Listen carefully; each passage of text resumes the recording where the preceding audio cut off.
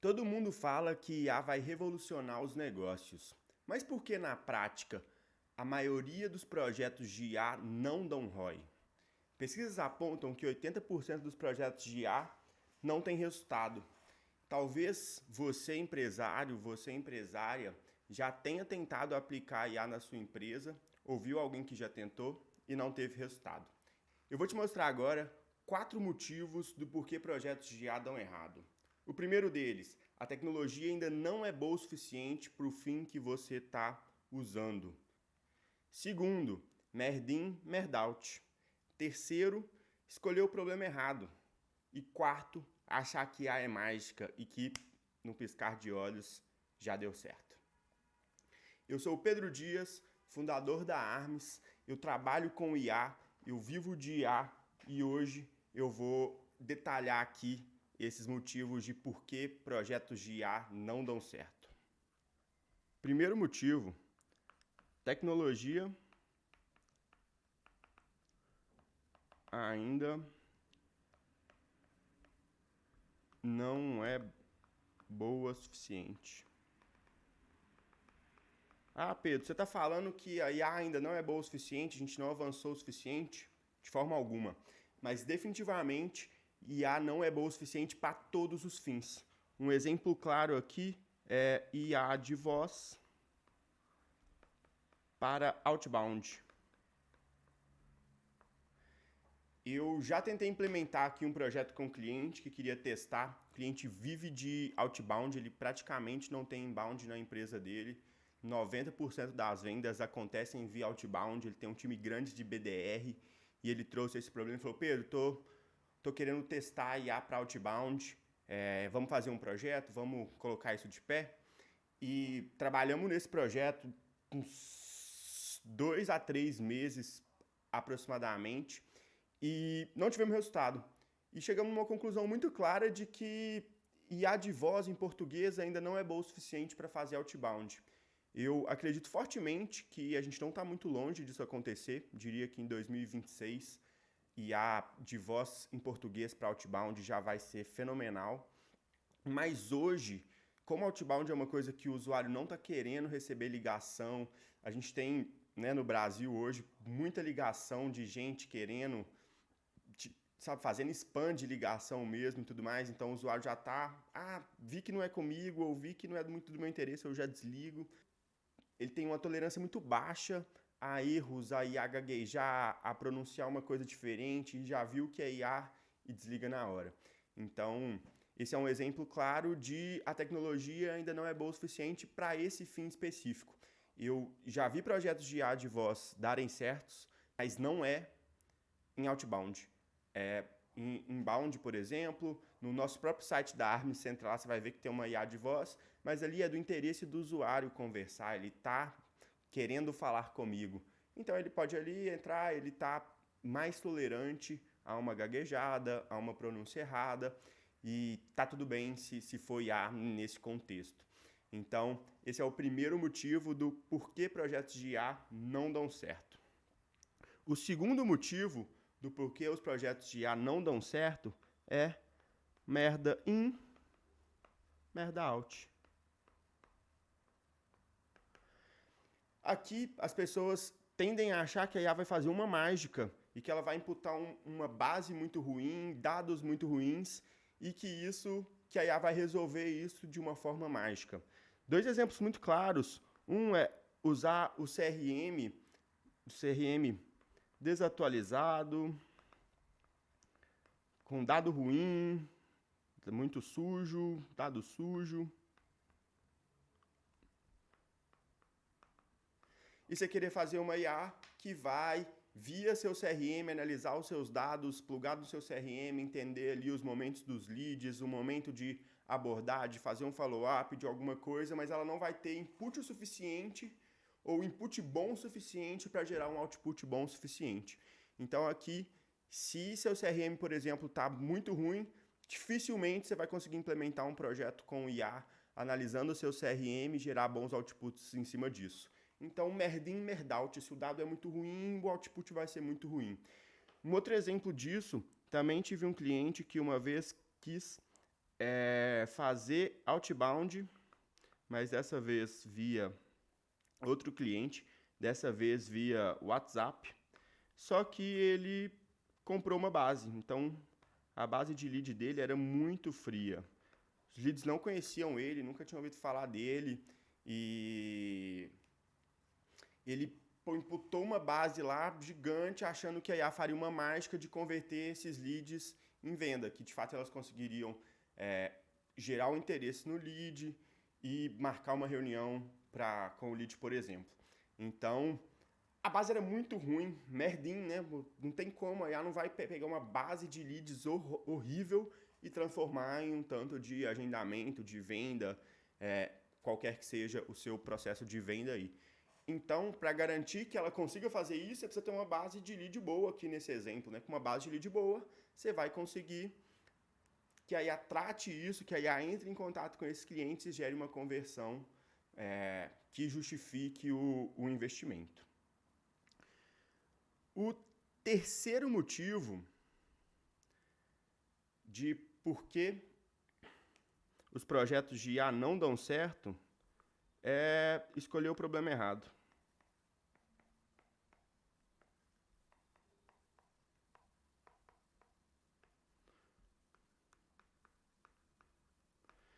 E por escolher o problema errado, eu digo escolher um problema que não tem ROI. Mesmo que o output seja incrível, mesmo que a solução seja tecnicamente muito bem feita, muito bem desenvolvida, que o output seja bom, o buraco simplesmente não é fundo o suficiente para gerar eficiência, redução de custo ou aumento de receita.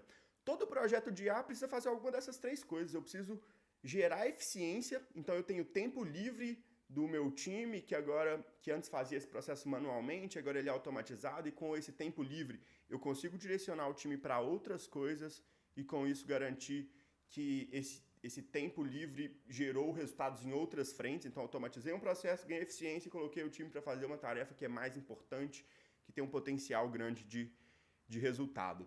Ou reduzir custo diretamente, automatizei um processo que reduz o custo, que reduz desperdício, que de alguma forma gera uma economia, e economia é aumento na margem diretamente. Então, esse é um tipo de projeto que dá resultado, ou ela tem que aumentar a receita. Mas ela tem que fazer isso de forma significante. Por exemplo, automatizar processo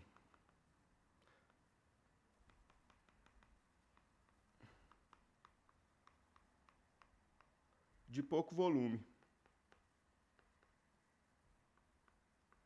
É um erro clássico aqui nessa frente. O que é automatizar um processo de pouco volume? Suponha que a gente tem um processo de auditoria, eu quero auditar alguns dados e tudo mais. Mas isso acontece num volume muito baixo e não justifica o tanto de investimento que eu vou fazer para o tempo que eu vou ter para um payback é muito alto. Então esse projeto ele para de se justificar. Mesmo que ele tenha ROI no longuíssimo prazo, você quer ROI, mas você também quer payback. Você quer que esse investimento retorne de forma rápida. Então, eu preciso automatizar aqui processos que, de fato, tenham volume suficiente para gerar ou redução de custo ou aumento de eficiência, né? Gerar tempo livre para o meu time fazer outra coisa. Um outro exemplo clássico aqui dessa frente é automatizar um processo de SDR de volume baixo. Então, vou lá, invisto alguns bons R$1.000 para colocar uma IA top de SDR, que ela qualifica bem, que ela agenda, que ela roleta, que ela de fato gera valor para o lead, respondendo ali 24/7, ninguém fica esperando, respostas rápidas, humanas, com qualidade, muito distante desses chatbots ruins que você fica lá, não entendi o que você falou, não consegui, bababá. Você fica preso e perde até a paciência com a empresa ali, desiste do que você quer fazer. Mesmo que a IA seja fenomenal, se no fim do dia você recebe lá 30, 40, 50 leads, você não tem volume o suficiente para que, de fato, isso gere um retorno financeiro e, consequentemente, pague o investimento e te gere resultado. Então, nessa linha de escolher o problema, você tem que escolher um problema que de fato vai te gerar dinheiro. Cara, esse problema, se ele for resolvido, ele mexe o ponteiro da minha empresa de alguma forma. Então, escolher o problema certo é crucial para garantir que você tenha ROI no seu investimento de IA, no seu projeto de IA. E por fim, o problema que eu mais vejo acontecer é achar que IA é mágica.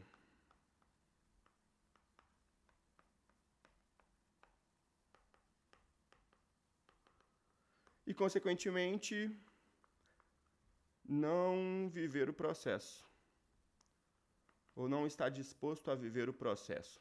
O que eu quero dizer com isso? IA, a gente fala muito aqui na Armes que ela é igual um funcionário novo. O seu funcionário novo, ele não chega no dia 1 e te dá resultado. O seu funcionário novo, ele precisa chegar, ele precisa receber um tanto de treinamento, ele precisa acompanhar o time, ele precisa começar com um escopo menor, ir pegando algumas coisas e entendendo exatamente como a sua empresa faz, do jeito que a sua empresa faz, como que você gosta que seja feito, como o seu diretor, gerente, coordenador gosta que seja feito à frente que está sendo trabalhada, que a gente está atuando. E aí, depois de 3, 4 meses, que de fato esse funcionário está voando, e aí, agora sim ele está me dando resultado, está fazendo do jeito que eu quero, dentro da empresa, do jeito que, dentro dos nossos processos, dentro do nosso SLA, reportando exatamente como a gente gostaria e tudo mais. Tem um gráfico aqui que eu gosto de mostrar, eu acho que ele exemplifica muito bem o que acontece aqui. Então, a gente tem um gráfico aqui de tempo por esforço. O que acontece? No começo, quando você está desenvolvendo, você vem gastando aqui um esforço alto. Durante um tempo, está desenvolvendo, o esforço é alto, seja de time, seja de tempo, seja de grana, você está ali alocando recurso para construir esse ativo. E aqui eu estou falando, pessoal, de problemas relevantes, né? Eu quero fazer um negocinho que faz uma bobeirinha ali. Cara, isso não necessariamente vai gastar muito tempo. Estou falando de problemas relevantes, complexos, que de fato mexem o ponteiro, né? Resolvem o ponto que a gente acabou de falar ali no item 3. Olha que isso está chegando perto de produção, né? Entrando perto de entrar no ar, e isso começa a ser ainda mais, gerar ainda mais esforço, porque eu aumento muito bateria de teste, eu preciso estar muito perto ali para garantir que isso vai funcionar e tudo mais. A hora que isso entra em produção, né, começa a valer, eu ainda tenho mais um tempo de alto esforço para corrigir os problemas que foram gerados, para lapidar, para deixar ela redondinha, do jeito que a gente gosta, dentro do processo, exatamente como, ou muito próximo de como um humano faria, gerando de fato resultado.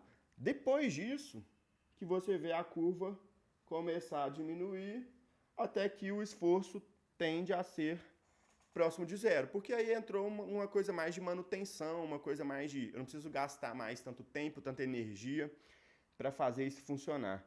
Mas eu vejo, né, aqui, essa parte aqui que eu estou colocando de azul, a gente tem o desenvolvimento.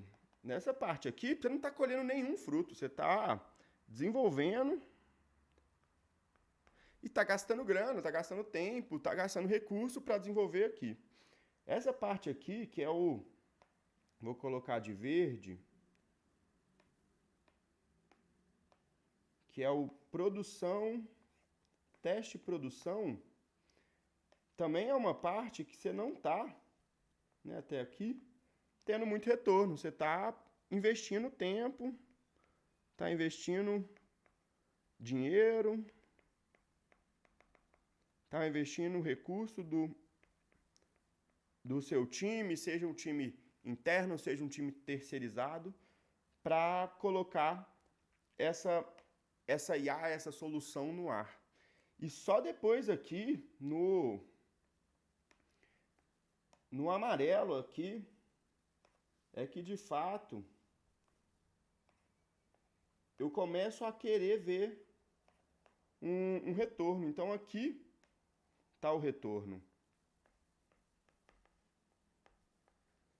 Só que até aqui, né, você está passando pelo tempo de investimento. Então, aqui na equação do ROI, aqui é investimento.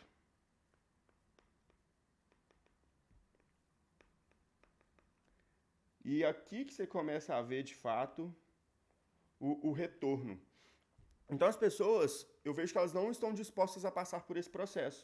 Achar que é mágica, eu vou colocar aqui e no D1 aqui, ela já vai começar a me dar resultado. Sinto te falar, mas se seu problema for grande o suficiente, complexo o suficiente, não é do dia para a noite, não é com 1 semana, 2 semanas, 3 semanas, 1 mês, que essa sua solução vai estar no ar, de fato boa, de fato gerando resultado, de fato com a qualidade que você gostaria. Então, o ROI da IA, ele está nessa cauda longa aqui, né? Esse tempo, ele é aqui infinito. Então, depois que você passou por essa parte aqui, que é a parte de investimento, aí sim você vai começar a entrar na parte de retorno. Eu vejo muita gente errar isso, já vi vários e vários projetos aqui, sejam clientes internos que não passaram por esse projeto, por esse processo, sejam outras pessoas com quem eu já conversei e tudo mais, e eu vejo esse gráfico sendo aplicado muito claramente.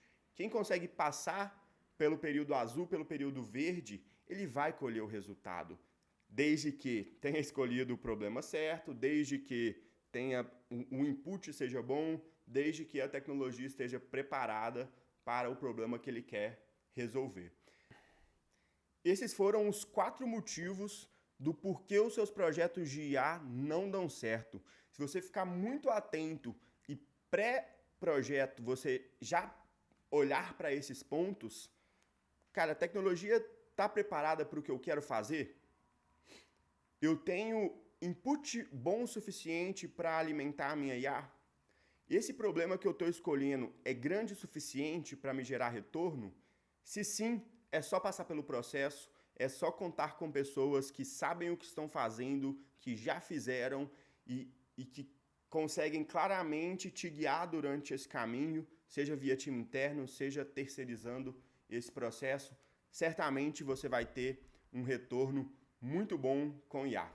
Esse foi o vídeo de hoje, pessoal. Espero que gostem e a gente se vê no próximo.